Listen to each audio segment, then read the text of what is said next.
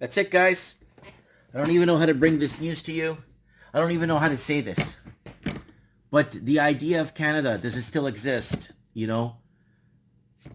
What is happening to our country? Why are we losing on every front? Why are we? Yes, there's reasons. There's higher level reasons why. Most of it is totally out of our control. But this is some really sad news I bring you guys. And I kind of want to throw this out there because it's very important. So I ask that you truly, sincerely share this video. Especially if you're living anywhere across the Commonwealth.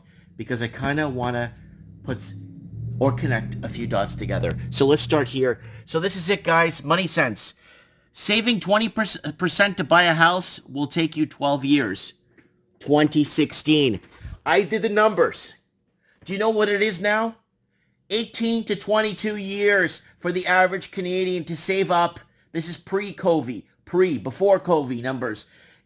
So it takes 18 to 22 years. Is this normal? No, this is not normal. So why are people not waking up to this? Oh, interest rates are low. Interest rates are great. It's so cheap to borrow. Borrow more. Leverage more. Now take a look at this. BC continues multi-year decline of first-time homebuyers. Yes, we covered this on Trends in the Housing Market. Yes, I know. But I have to say it again. When you can't find locals to buy your own damn property, or locals for some reason can't get into the property market, you don't have an economy. When first-time homebuyers and fresh blood isn't getting into the markets, you don't have an economy. Do you understand? But you're saying, oh, Mike, you know what? Economy doesn't really make up housing and stuff. Yes, it does. Canadian mortgage debt passes 80% of GDP for the first time. Again. Oh, well, there's our economy. 80% of our GDP. And I don't think it's ever been, because back in the day, interest rates were pretty high, right? So if you go back, let's take a look at this. Look.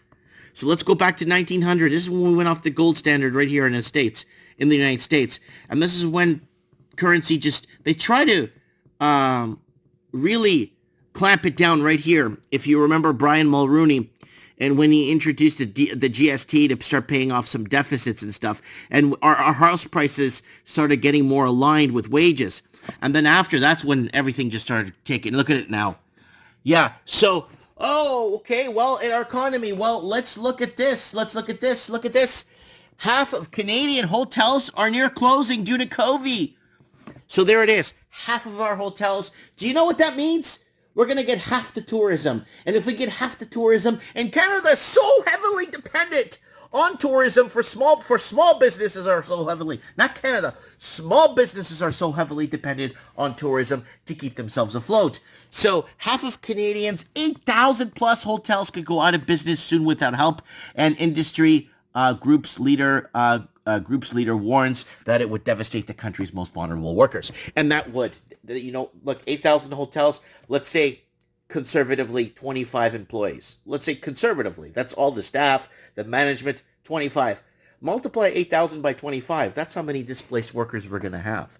So how is the private sector going to fund the public sector? That is something I've been bringing up on this channel quite a bit, trying to figure out. Holiday Inn Hotel in Toronto, demolished and replaced by condos. So this is it, the future of condos. So now let's backtrack. So we're connecting the dots. There it is. Total of 1,044 residential units will be added. So, but if people can't find first-time home buyers, who are buying these places? Who is building this, right? So follow the money and you'll find that, right? Close to half of Vancouver condos aren't occupied by owners. Now, this is an older article from 2017, and you know what? It's gotten a lot worse. So when I talk to people about, oh no, there's so many empty units, it's actually crazy what's happening, and these empty units are bringing up the price of housing, creating these artificial bubbles, creating artificial shortages, and that's why for many years on Trends in the Housing Market, we kept saying Oh, it's supply and demand, this and that. It's supply and demand. We need to build more. There's not enough there. Well, here it is, guys. 46% of condos are not owner-occupied, according to the latest analysis. And is it rentals? No. A lot of these properties are empty with a lot of people basically operating at a negative position. A lot of these like empty units, because we recorded last time there was about 96 or 60 to 86,000 empty units in the city of Vancouver alone, and that has created these artificial shortages. And people now that own these places and have some of this stuff rented out, some of this stuff is rented out, but not a lot of it, but there is some of it rented out, right? And the ones that are rented out are owned by mainly Canadian ownership that are trying to get in the FOMO or housing bubble or housing a path. Well, you know what's happened with that? A lot of people can't pay rent because of COVID. So this all ties into what we're talking about here on the channel. Look at this. Saving 20% to buy a house will take you 12 years. That's from 2016. Better Dwelling did an update on this, and it's like almost 20 years, 18 to 20 years now to get a down payment. So now people are saying, well, Mike, people could just rent. Okay, that's fine. People could just rent. People don't have ownership anymore. Now this is treading towards this new massive reset that the Great Reset that our great leader announced the other day on Twitter and mainstream media. And a lot of people didn't catch it at first because it was on the mainstream media. And a lot of people cured the COVID by canceling their cable. And since then, a lot of people have been living in bliss now since they've canceled their cable. And Dinosaur Media getting bailed out by, that's another story, by our federal governments. We are state-run media here in Canada. And there's so much going on. Now, on the housing perspective of things, housing is still going up, detached housing, and condos are taking a dip. Now, we're seeing condos take a dip because those were the original properties that people bought to get on the ladder, to get on the FOMO ladder, or to get on the real estate ladder, or to get themselves on that, the escalator that goes up and get themselves up, sell at the right time, and then move into a detached. So detached sales are low, and they're dipping, and they're dropping. And it's also happening in Sydney. It's happening horrifically in Melbourne. It's happening in parts of New Zealand where people can't unload their condos so they can get into the detached markets. And that's what's been happening right now. So things are taking a turn for the worse. Now, guys, don't forget to join us and set your reminder. So let me go. We had a really good trends in the housing market last night with Christina Smallhorn. She came in, talked about tiny homes, American economy, and what's happening south of the border from us. Set your reminders for this, Mike and the Knights, the Great Reset. We are allowed to talk about it. We talked about it on this video, so if you missed this video, please come in. We had a lot of really good guests. We went through a lot of stuff, and we went through momentum on reaching the 2030 agenda.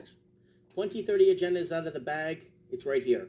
It's been talked about before, but this is the first real time that mainstream media has picked up on it, and it's trending.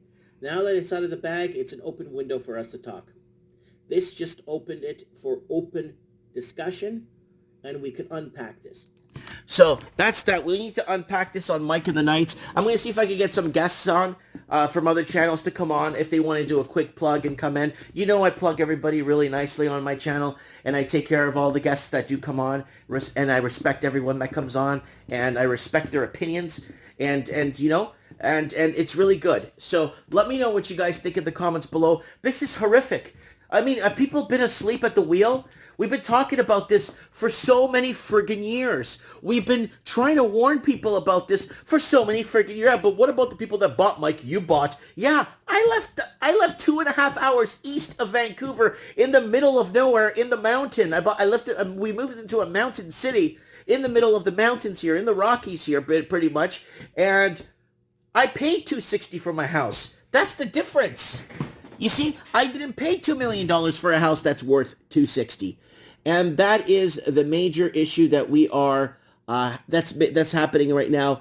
And poverty and homelessness is pushing more and more Canadians into poverty. And this is, I don't even know how to address that or say that or bring it into terms where people could actually make sense of it. So let's go here. I'm going to show you guys, if you're still watching, thanks for still watching.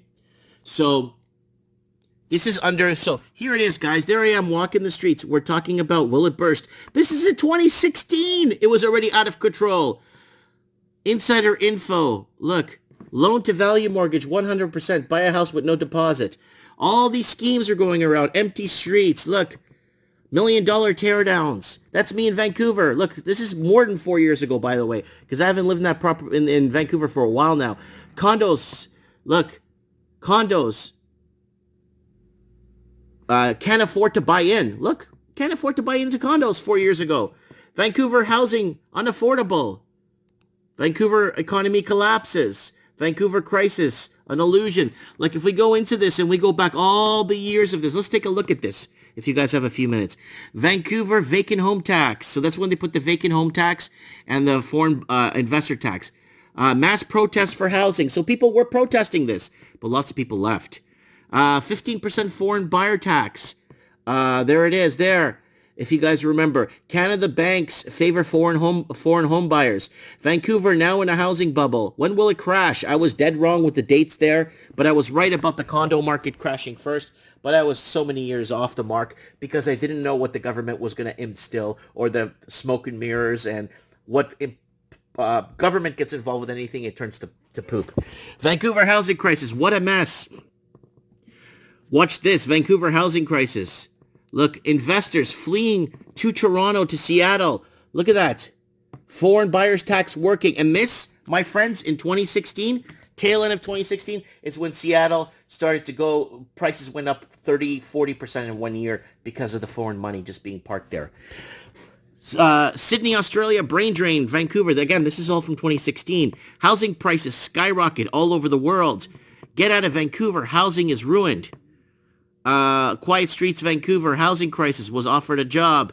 Vancouver, housing crisis, homeless solution idea. People forced into homelessness. And this is not me talking about it.